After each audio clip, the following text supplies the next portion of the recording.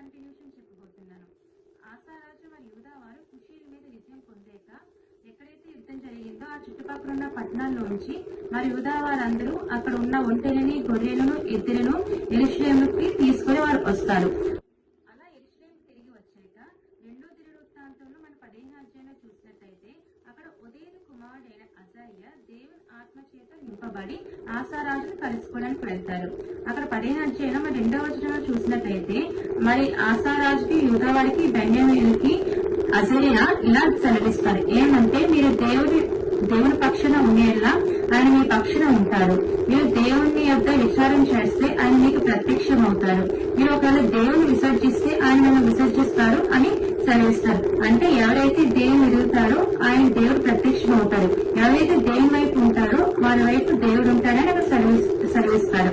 అలా అజర్యా మాటలు ఆసారాజు విన్నాక ధైర్యం తెచ్చుకొని అక్కడ యూదాలోని, బెన్యామీనులోని, అలాగే ఎఫ్రాయిములోని ఉన్న కొన్ని విగ్రహాలన్నిటినీ తీసివేసి యెహోవా మంటపం యొద్ద ఒక యెహోవా బలిపీఠాన్ని కట్టిస్తారంట.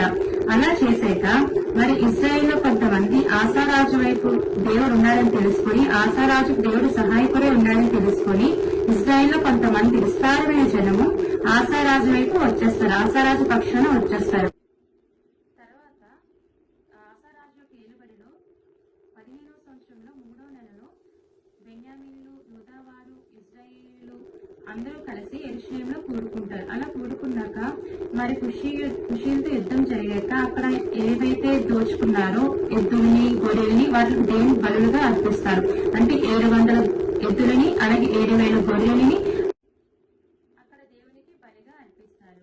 అలా అర్పించాక మరి పూర్ణ హృదయంతోని, పూర్ణ మనసుతోని దేవునితో విచారణ చేసాక వీళ్ళందరూ మరి యెహోవా సన్నిధిలో దేవునికి గొప్ప శబ్దంతో ప్రమాణం చేస్తారు. దీన్ని బట్టి యూదా వారందరూ సంతోషిస్తారు. యూదా వారు పూర్ణ హృదయంతో, పూర్ణ మనసుతో దేవుని వెతికి ఉన్నారు కాబట్టి దేవుడు వాళ్ళ చుట్టుపక్కల దేశస్తులతో యుద్ధం లేకుండా నెమ్మదిని కలుగు చేస్తారు. తర్వాత ఆసారాజు మరి ఈ దేవునికి యథార్థంగా ఉండడం వల్ల ఆసా ఏలుబడిలో 35 సంవత్సరాల వరకు ఎటువంటి యుద్ధాలు లేకుండా దేవుడు ఆసారాజుకి నెమ్మది కలుగు చేస్తారు.